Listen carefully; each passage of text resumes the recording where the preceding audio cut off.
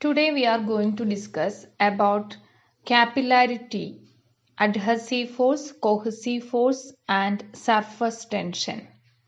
What do you see in this figure?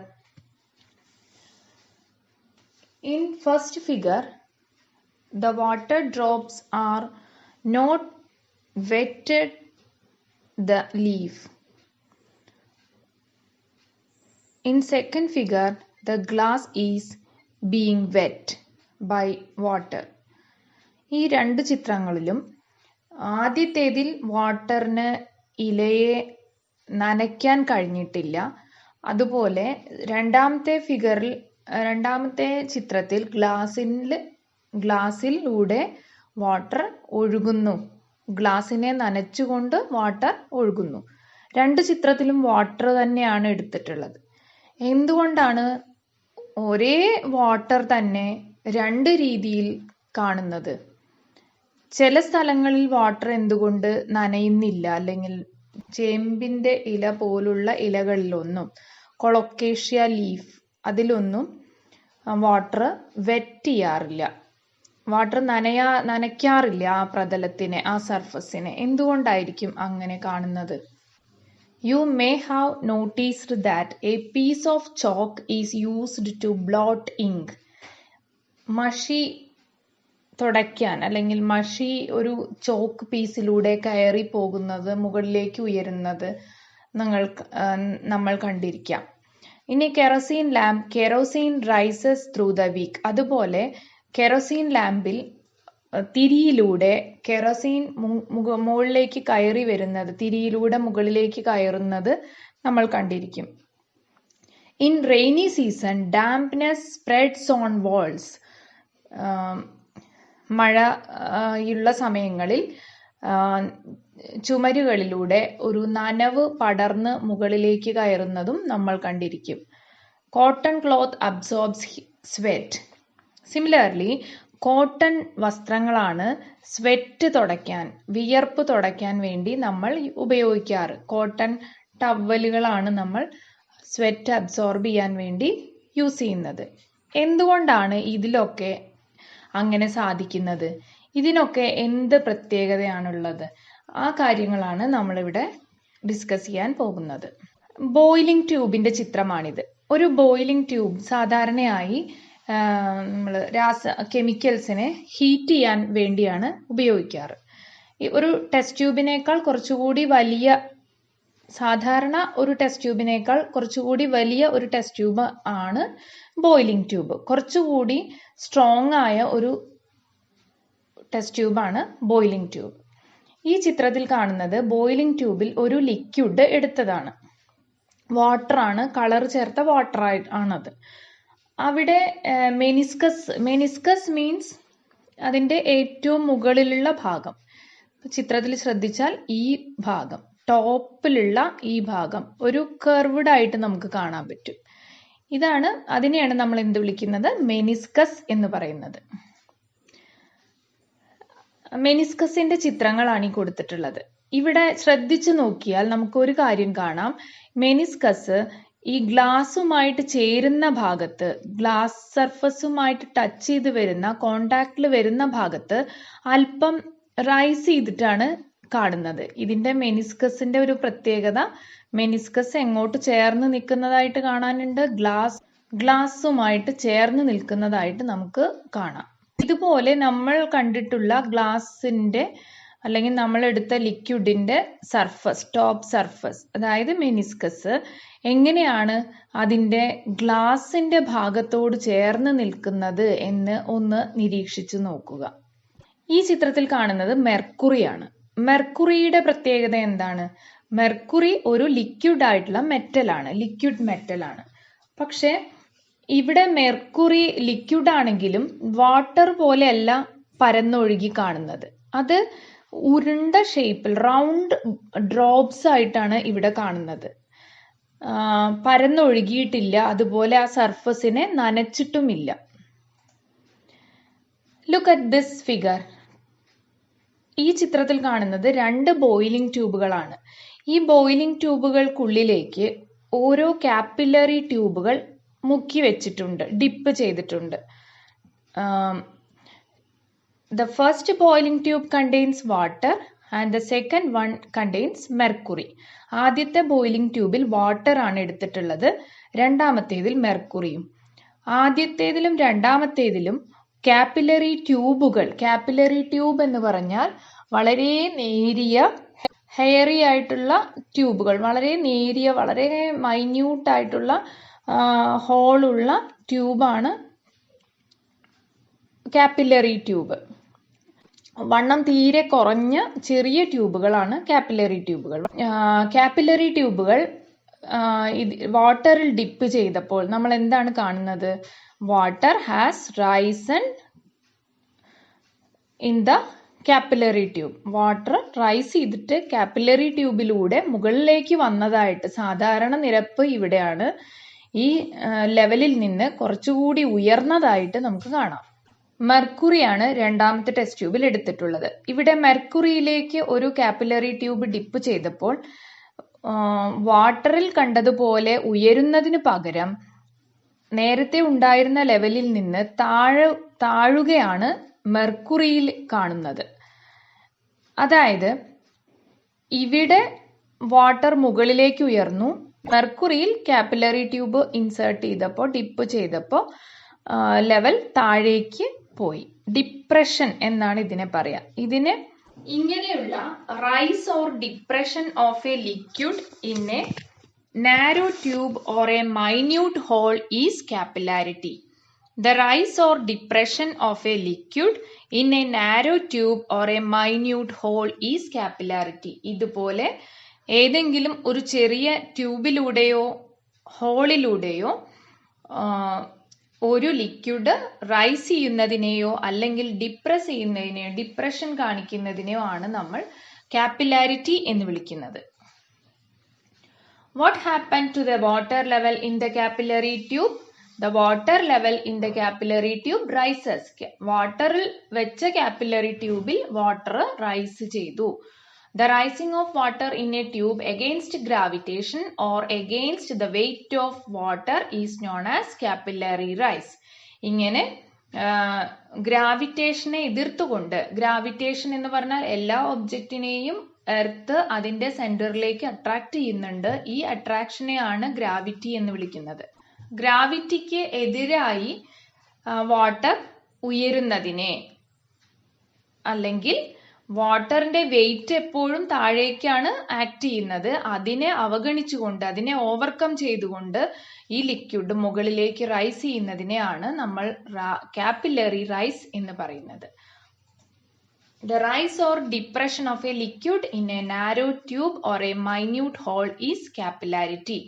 Capillary റൈസോ capillary ഡിപ്രഷനോ ഉണ്ടായാൽ ആ പ്രോസസ്സിനെ, ആ ഫിനോമിനൻ അറിയപ്പെടുന്നത് Does the capillary rise occur in mercury as well? What did you observe?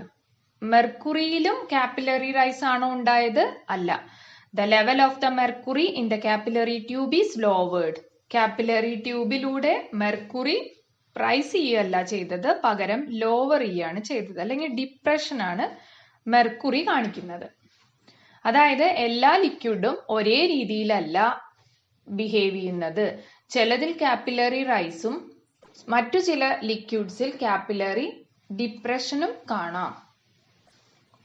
Thus, we define capillarity as the rise or depression of a liquid in a narrow tube or a minute hole is capillarity. Adhesion. കാപ്പിലാരിറ്റിക്ക് കാരണം എന്തായിരിക്കാം? What will be the reason for capillarity? Adhesion and cohesion. These are the two terms we are going to introduce. Notice the following situations.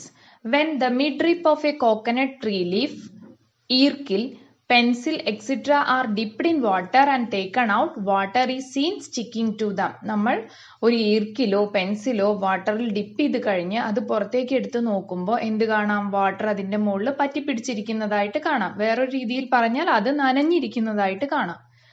When a piece of chalk is used on a blackboard, particles of the chalk stick to the board. അതുപോലെ chalk ഉപയോഗിച്ച് black ബോർഡിൽ എഴുതുമ്പോൾ ചോക്കിന്റെ particles, പൊടികളെല്ലാം, കണികകളെല്ലാം ബോർഡിൽ stick ചെയ്തിരിക്കുന്നതായിട്ട്, പറ്റിയിരിക്കുന്നതായിട്ട് നമുക്ക് കാണാം.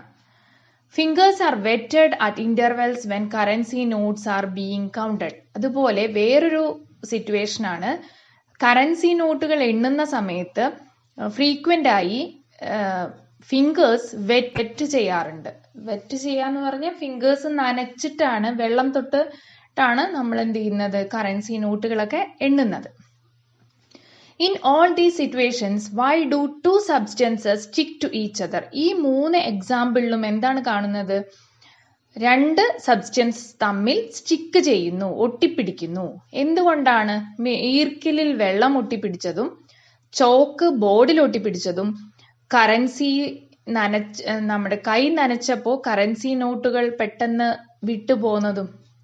ഈർക്കിൽ എന്ന് പറയുന്നത് ഒരു സബ്സ്റ്റൻസും വാട്ടർ എന്ന് പറയുന്നത് വേറൊരു സബ്സ്റ്റൻസുമാണ്. ഇങ്ങനെ വ്യത്യസ്തമായ ഡിഫറൻ്റ് ആയ സബ്സ്റ്റൻസുകൾ തമ്മിൽ ആകർഷണം ഉണ്ടാകുന്നതിന് തമ്മിലുള്ള ആകർഷണ ബലം അല്ലെങ്കിൽ അട്രാക്റ്റീവ് ഫോഴ്സ്, ഇതിനെയാണ് അഡ്ഹിഷൻ എന്ന് പറയുന്നത്.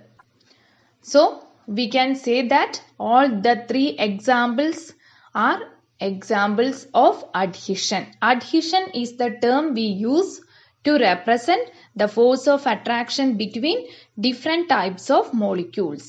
വ്യത്യസ്ത ടൈപ്പ് മോളിക്യൂളുകൾ തമ്മിൽ, ഡിഫറെന്റ് ടൈപ്സ് ഓഫ് മോളിക്യൂൾസ് തമ്മിലുള്ള അട്രാക്ഷൻ.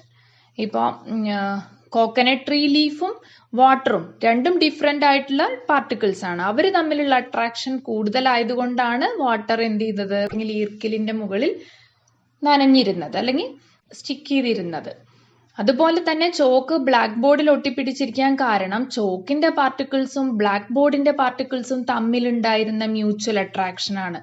ഈ അട്രാക്ഷൻ 2 ഡിഫറെന്റ് പാർട്ടിക്കിൾസ് ആയതുകൊണ്ട് ചോക്ക് ഒരു പാർട്ടിക്കിളാണ്, ബ്ലാക്ക് ബോർഡ് വേറൊന്നാണ്. അപ്പൊ ഇങ്ങനെ ഡിഫറെന്റ് ആയ സബ്സ്റ്റൻസുകൾ തമ്മിലുള്ള അട്രാക്ഷനെ ആണ് അഡ്ഹിഷൻ എന്ന് വിളിക്കുന്നത്. Adhesive force is the force of attraction between molecules of different types of substances. And now examples for adhesion. ഇത് രണ്ടും ചിത്രങ്ങൾ രണ്ടും നോക്കൂ. ആദ്യത്തേതിൽ ഒരു ഗ്ലാസ് പ്ലേറ്റിന് മുകളിലൂടെ വാട്ടർ പരക്കുന്നതാണ്, വാട്ടർ വീഴുന്നതാണ്. അപ്പോൾ ഗ്ലാസ് പ്ലേറ്റ് നനഞ്ഞിരിക്കുന്നു. ഗ്ലാസ് പ്ലേറ്റിന്റെ പാർട്ടിക്കിളും വാട്ടറിന്റെ പാർട്ടിക്കിളും തമ്മിലുള്ള അട്രാക്ഷൻ കൊണ്ടാണല്ലോ ഇങ്ങനെ സംഭവിക്കുന്നത്. So it is an example for adhesion. അതുപോലെ ഒരു പേപ്പർ, നനഞ്ഞ ഒരു paper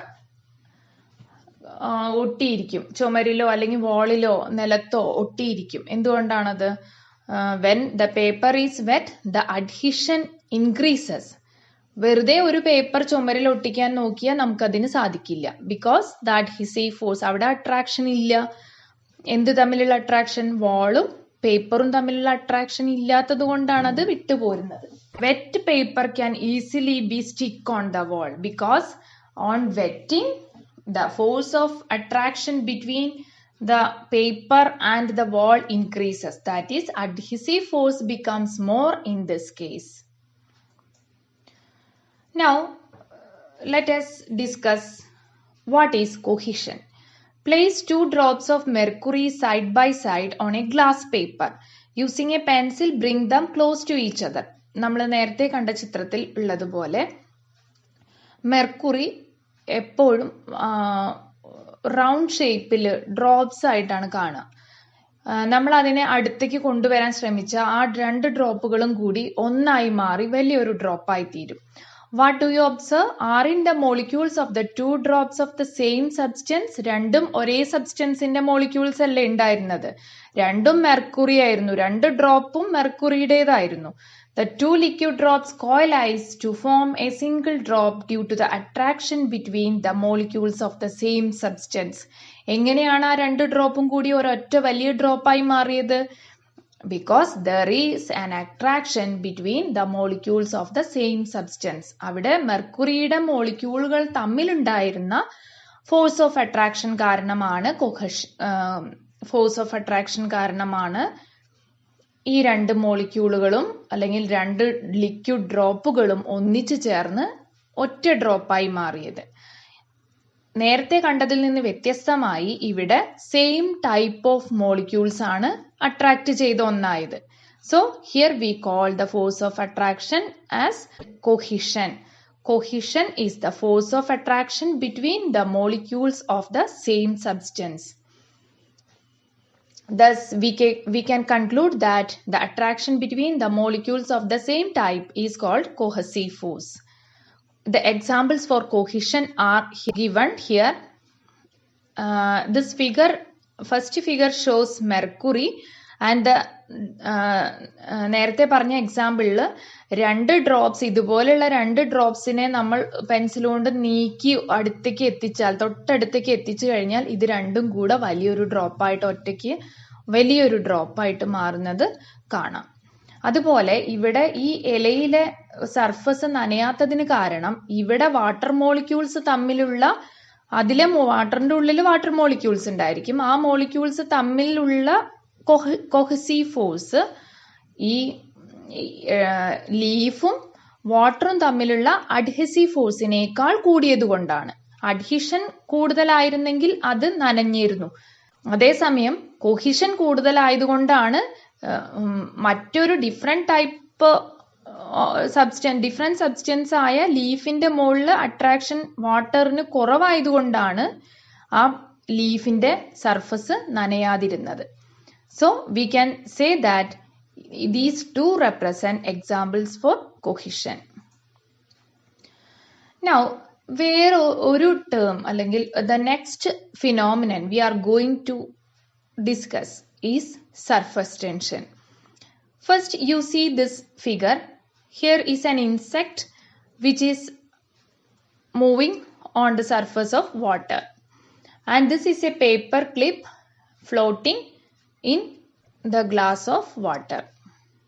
Phenomenon behind the above two examples, നേരത്തെ പറഞ്ഞ 2 ഉദാഹരണങ്ങൾക്കും കാരണം ലിക്വിഡിന്റെ ഒരു പ്രോപ്പർട്ടിയാണ്, സർഫസ് ടെൻഷൻ എന്നറിയപ്പെടുന്ന property. This beaker contains water and let us take a portion of this water here.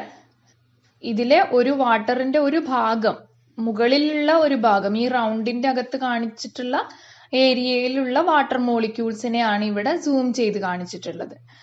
ഇതിൽ ഏറ്റവും ടോപ്പ് സർഫസിലുള്ള മോളിക്യൂൾസിനെ നോക്കൂ. ഏറ്റവും ടോപ്പ് സർഫസിലുള്ള മോളിക്യൂൾസിന് താഴേക്ക് അട്രാക്ഷൻ ഉണ്ട്. താഴെയുള്ള മോളിക്യൂൾസ് ഈ മുകളിലുള്ള മോളിക്യൂൾസിനെ അട്രാക്ട് ചെയ്യുന്നുണ്ട്. അപ്പോൾ ഈ മോളിക്യൂള് മുകളിലുള്ള മോളിക്യൂളിനെയും മുകളിലത്തെ മോളിക്യൂള് താഴെയുള്ള മോളിക്യൂളിനെയും ഒരുപോലെ അട്രാക്ട് ചെയ്യുന്നു. അതുപോലെ തന്നെ ഈ സൈഡിലുള്ള മോളിക്യൂൾസും. അതേസമയം ഇവിടെ ഈ മോളിക്യൂളിന് മുകളിലേക്ക് അട്രാക്ഷൻ ഇല്ല. സൈഡ് വേസ് ഈ മോളിക്യൂൾസുകളെല്ലാം പരസ്പരം അട്രാക്ട് ചെയ്യുന്നുണ്ട്, താഴേക്കും അട്രാക്ഷൻ ഉണ്ട്. അതേസമയം അതിന് താഴെയുള്ള വാട്ടറിന്റെ ടോപ്പ് സർഫസ് ആണ് ഈ കാണിച്ചിട്ടുള്ളത്, ഏറ്റവും മുകളിലത്തെ ഭാഗമാണിത്. ഇനി അതിന്റെ താഴെയുള്ള ലെയറിലുള്ള ഒരു മോളിക്യൂൾ, അതിന്റെ ഉള്ളിലുള്ള ഒരു മോളിക്യൂളാണ് ഈ കാണുന്നത്. ആ ഉള്ളിലുള്ള മോളിക്യൂളിന്റെ അവസ്ഥ എന്താണ്? It is attracted equally towards the 4 sides.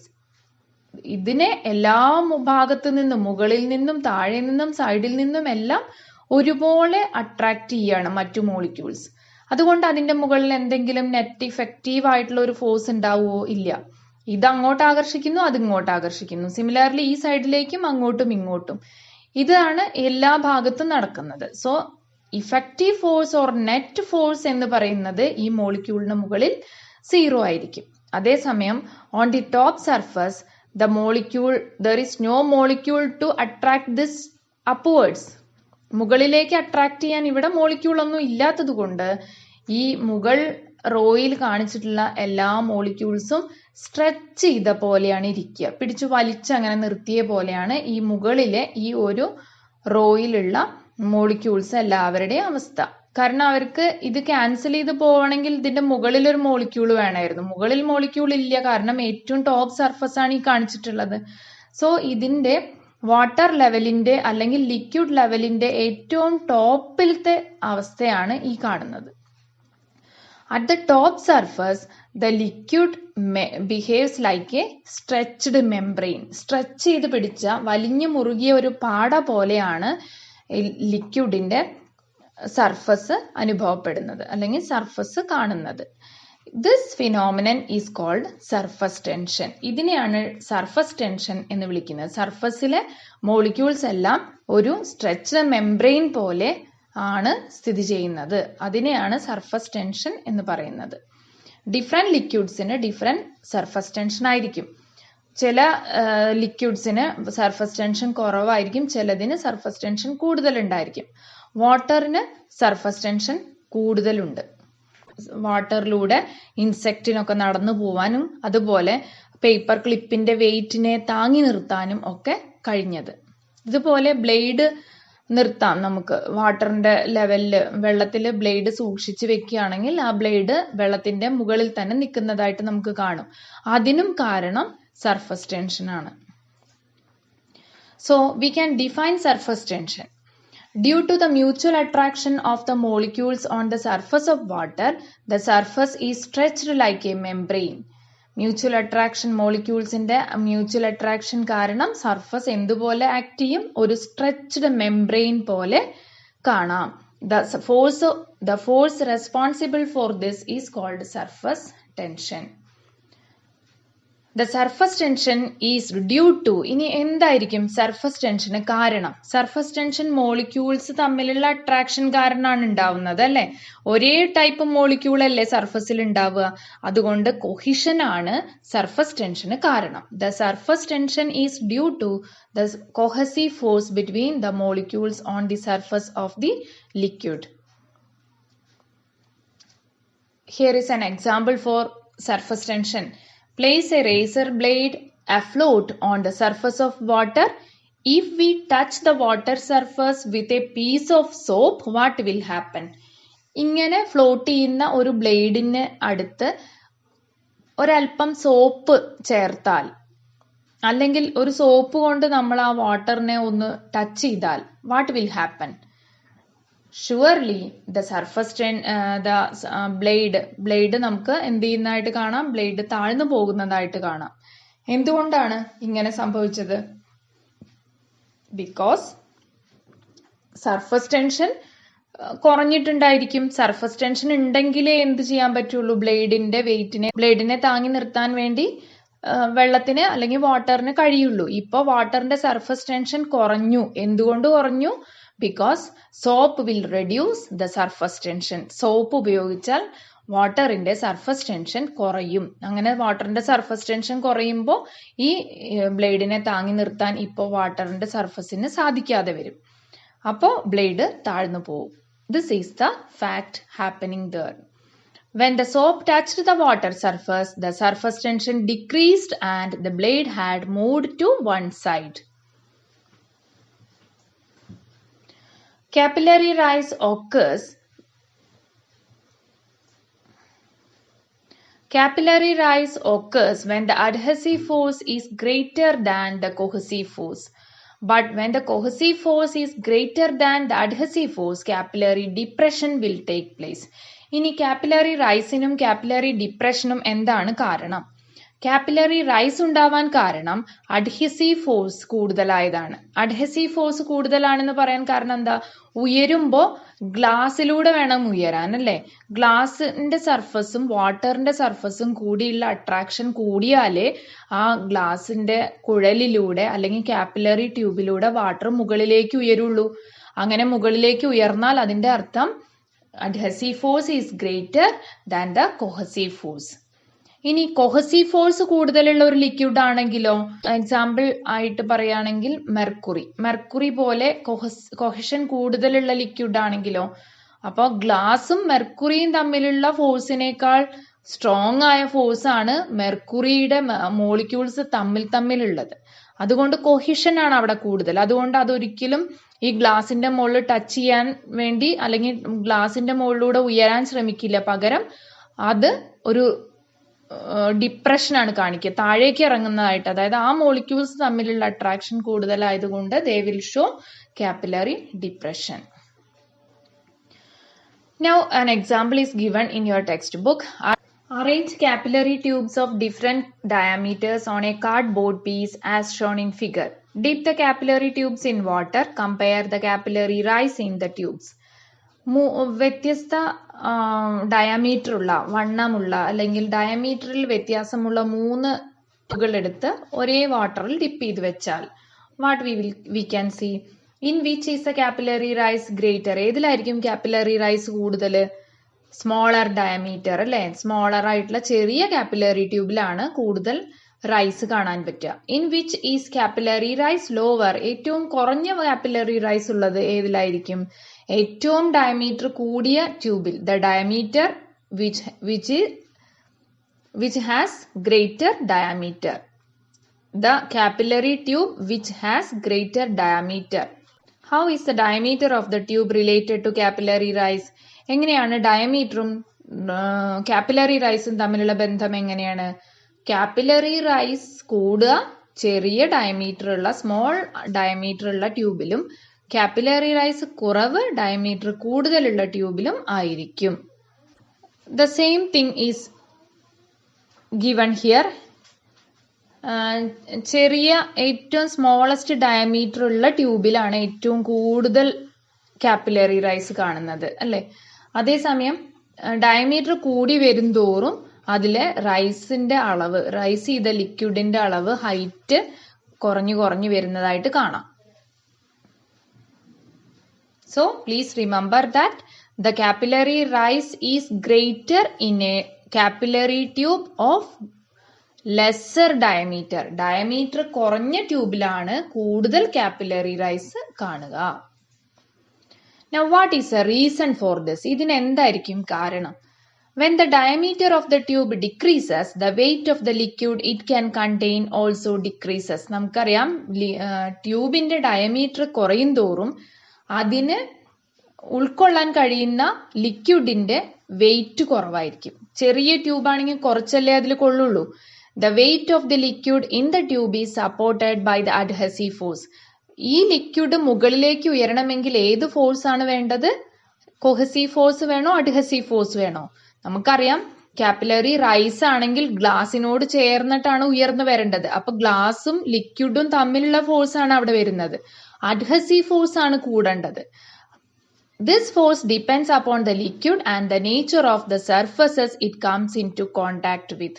ഇത് ലിക്വിഡിനെയും അതുപോലെ ഏത് പ്രതലവുമായിട്ടാണോ ഏത് സർഫസുമായിട്ടാണോ ഈ ലിക്വിഡ് കോണ്ടാക്റ്റിൽ വരുന്നത്. ഇപ്പോൾ കാപ്പിലറി ട്യൂബ് ആണെങ്കിൽ വാട്ടർ ആണ് എടുത്തിട്ടുള്ളതെങ്കിൽ വാട്ടറിനെയും ഡിപ്പെൻഡ് ചെയ്യും, അതുപോലെ വാട്ടറും ഗ്ലാസും തമ്മിലുള്ള അഡ്ഹസീവ് ഫോഴ്സിനെയും ഡിപ്പെൻഡ് ചെയ്യും. അല്ലെങ്കിൽ ഏത് ലിക്വിഡാണ്, ഏത് പ്രതലം, ഏത് സർഫസിലൂടെയാണ് അതിന് മുകളിലേക്ക് കയറേണ്ടത്, മുകളിലേക്ക് എത്തേണ്ടത്, ആ രണ്ട് കാര്യങ്ങളെ ഡിപ്പെൻഡ് ചെയ്തിട്ടാണ് ഇരിക്കുക ഈ force. The adhesive force with the tube is greater than the cohesive force of the liquid. ഇവിടെ കാപ്പിലറി റൈസ് ഉണ്ടാകുന്ന സമയത്ത് അഡ്ഹസീവ് ഫോഴ്സ് കൂടുതലായിരിക്കും. ട്യൂബ് നിർമ്മിച്ചിട്ടുള്ള ഗ്ലാസും അതുപോലെ വാട്ടറുമായിട്ടുള്ള അഡ്ഹസീവ് ഫോഴ്സ് ആണ് കൂടുതലെങ്കിൽ ആ അഡ്ഹസീവ് ഫോഴ്സ് കൂടുതലുള്ളത് കൊണ്ടാണ് അവിടെ കാപ്പിലറി റൈസ് ഉണ്ടാകുന്നത്. Capillary rise increases with decrease in the diameter. Capillary rise കൂടുക എപ്പോഴും ഡയമീറ്റർ കുറയുമ്പോഴാണ്. This is the reason for the capillary rise in liquid such as water. But this is opposite. But ഇനി എന്തുകൊണ്ടാണ് ചെറിയ ട്യൂബിൽ മാത്രം കൂടുതൽ ഉയരത്തിലേക്ക് അല്ലെങ്കിൽ കാപ്പിലറി റൈസ് കൂടുതൽ കണ്ടത്? കാരണം ചെറിയ ട്യൂബ് ആവുമ്പോൾ അതിൽ വോള്യം കുറവായിരിക്കും. വോള്യം വളരെ കുറച്ച് വെള്ളമേ അതിൽ കൊള്ളുന്നുള്ളൂ. അതുകൊണ്ട് തന്നെ വെയിറ്റ് കുറവായിരിക്കും ഈ വാട്ടറിന്റെ. അപ്പൊ അതിന് കുറെ ഈ ഉള്ള അഡ്ഹസീവ് ഫോഴ്സിന് ഈ വെയിറ്റ് ഓഫ് ദ ലിക്വിഡ് കുറവായതുകൊണ്ട് അതിനെ മുകളിലേക്ക് ഉയർത്താൻ വേണ്ടി ഈസി ആയിട്ട് സാധിക്കും. അതേസമയം ബിഗ്ഗർ ട്യൂബിൽ എന്താ സംഭവിക്കുക? ബിഗ്ഗർ ട്യൂബില് കൂടുതൽ വോള്യം വാട്ടർ കൊള്ളും. അപ്പൊ ഇത്രയും കൂടുതൽ വോള്യത്തിനെ എടുത്ത് പൊക്കണം. ആര് പൊക്കണം? ഈ അഡ്ഹസീവ് ഫോഴ്സ് പൊക്കണം. അപ്പൊ അത് അതിന് ഈ വെയിറ്റ് ഉണ്ടാവും. ഈ ലിക്വിഡിന്റെ വെയിറ്റ് താഴേക്ക് ഉണ്ടാവും. അപ്പൊ വാട്ടറിന്റെ അളവ് കൂടുമ്പോൾ അതിന്റെ വെയിറ്റും കൂടും. അപ്പൊ അത്ര ഈസി ആയിട്ട് ഈ അഡ്ഹസീവ് ഫോഴ്സിന് ഈ ലിക്വിഡിനെ മുകളിലേക്ക് ഉയർത്താൻ സാധിക്കില്ല. അതുകൊണ്ടാണ് ഡയമീറ്റർ കൂടുമ്പോൾ കാപ്പിലറി റൈസ് കുറയുന്നത്.